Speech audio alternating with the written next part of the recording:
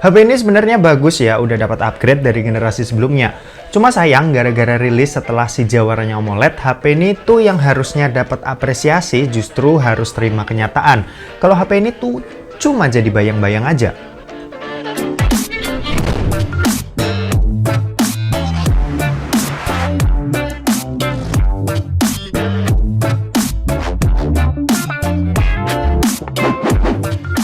So halo guys, balik lagi sama Kuliah Sore. Oke, sebelum lanjut ke videonya, buat kalian yang doyan dengan konten-konten berbau teknologi atau gadget, kalian bisa pertimbangkan buat subscribe channel ini dan jangan lupa buat aktifin lonceng notifikasinya supaya kalian nggak ketinggalan berita-berita terupdate dari Kuliah Sore. Oke, ini adalah Realme 8, smartphone seri angka terbaru dari Realme yang di tiap launchingnya tuh selalu kita tunggu-tunggu ya. Buat harganya sendiri, Realme 8 ini dibanderol dengan harga Rp3.599.000 dan lebih murah dari Realme 7 yang tahun lalu itu dibanderol dengan harga Rp3.999.000. Kalau kita lihat apa yang didapat, sebenarnya nih HP tuh udah dapat upgrade ya dari seri sebelumnya. Dan harganya pun juga udah terbilang lebih murah. Cuma karena nih HP tuh rilis setelah brand sebelah luncurin HP baru juga, makanya kesan dari Realme 8 ini malah kelihatan mahal. Emang sih kalau kita lihat beberapa tahun ke belakang, Realme tuh sempat jadi momok menakutkan buat Xiaomi. Dan bahkan sempat rame di zaman Realme 5 series yang kasih value for money terbaik pada masanya. Nah, kalau kita lihat lagi apa yang dikasih sama Realme 8 ini itu sebenarnya cukup oke loh buat HP harga 3,5 jutaan. Yang pertama dari sisi looks-nya dulu. Di sini Realme 8 pede dengan bawa desain yang mencolok.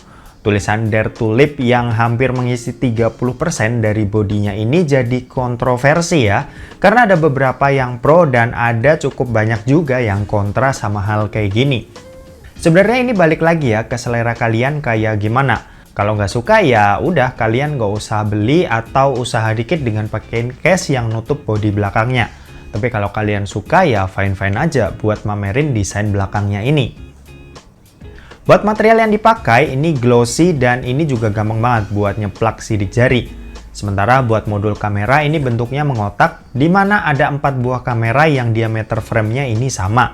Terus ada juga 1 buah LED flash yang letaknya ada di bawahnya. Oh ya, buat versi Indonesia ini dikasih fitur khusus tambahan ya, yaitu dengan adanya NFC yang sebenarnya di negara-negara lain itu nggak ada.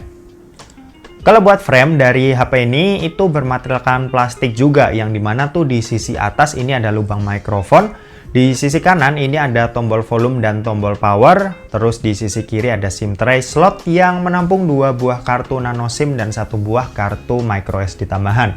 Sementara kalau di sisi bawah ini terdapat lubang jack audio 3,5 mm, lubang mikrofon, lubang charging USB-C dan terakhir ada juga grill speaker.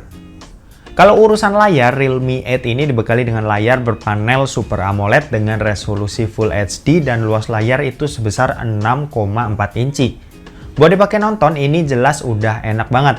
Gambar yang ditampilin ini tajam, warnanya vivid dan overall enak buat dipakai buat menikmati konten-konten yang visualnya bagus. Sementara buat kecerahan layarnya, si Realme 8 ini udah kayak HP-HP flagship.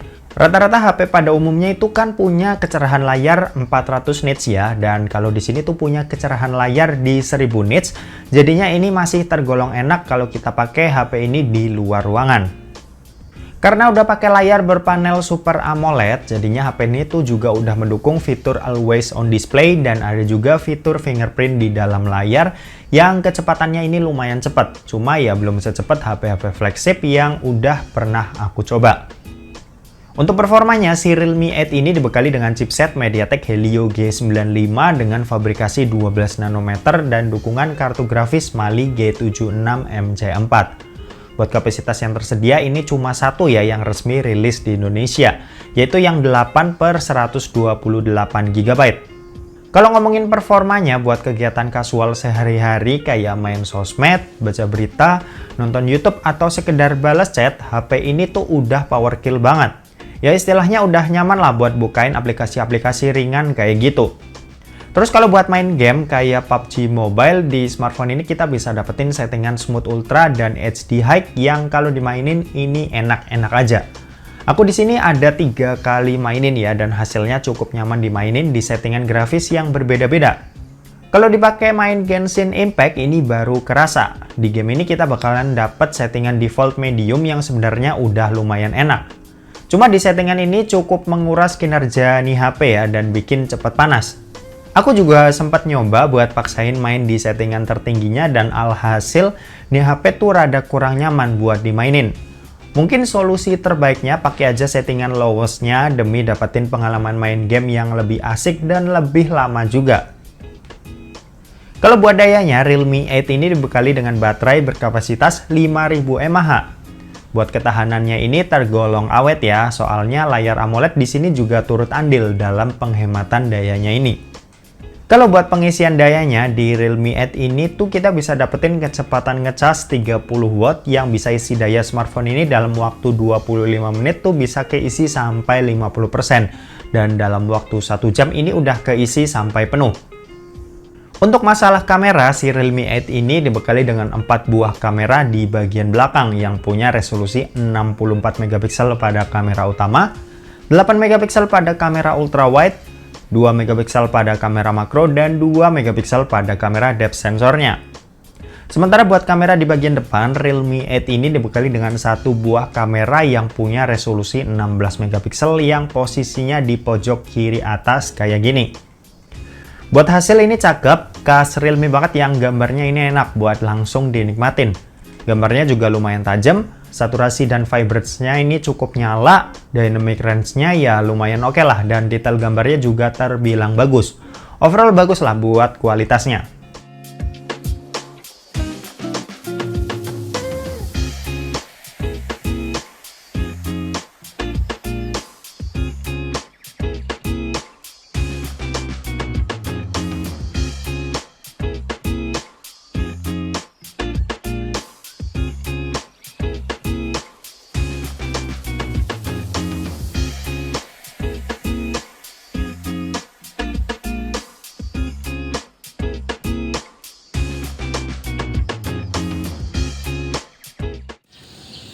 Oke, ini adalah perekaman video kamera belakang dari Realme 8 atau Realme 8, direkam pakai resolusi 1080p 30 fps. Buat hasilnya kurang lebih seperti ini. Ini kamera utama ya. Oke, coba kita pindah ke lensa ultrawide, tapi ini nggak bisa langsung, jadi kita harus matiin dulu. Nah, ini kalau buat pakai lensa ultrawide-nya masih di resolusi yang sama, yaitu 1080p 30 fps. Ini ada fitur steady-nya juga ya. Nanti kita bakal coba juga. Oke, kurang lebih seperti ini buat hasil dari kamera belakang pakai lensa ultrawide. Dan sekarang kita mau pindah ke kamera utama pakai fitur steady-nya.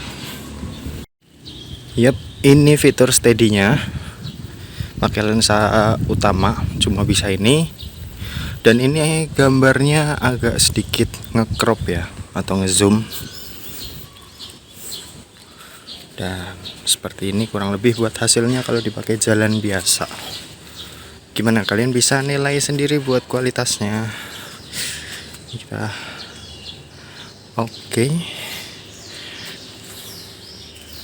Oke, gitu aja. Oke, kalau ini perekaman video kamera depan dari Realme 8, direkam pakai resolusi 1080p 30 fps. Ini masih pagi ya, jadinya cahayanya cukup oke.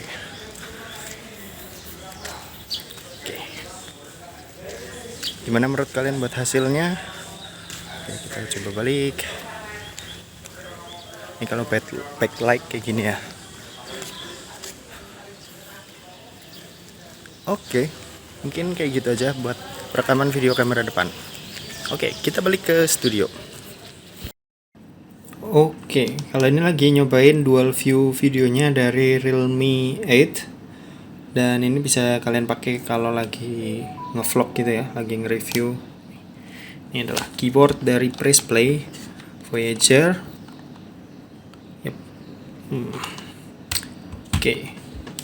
Kesimpulannya, Dengan harga 3,5 juta, menurutku wajar-wajar aja ya dikasih sama Realme. Terlebih HP ini juga udah dapat sedikit upgrade dari generasi sebelumnya, tapi dibanderol dengan harga yang jauh lebih murah. Ya tapi itu balik lagi ke kalian. Kalau kalian adalah kaum mendang-mending, kayaknya Redmi Note 10 Pro bakal lebih oke buat dipilih mengingat value yang dikasih itu banyak banget. Oke, mungkin segitu aja buat video kali ini. Terima kasih buat yang udah nonton video ini. Jangan lupa buat like, komen, dan share ke teman-teman kalian supaya teman-teman kalian mendapatkan informasi yang bermanfaat dari kuliah sore. Oke, terima kasih yang udah nonton video ini sampai habis dan sampai jumpa di kuliah selanjutnya. Bye-bye.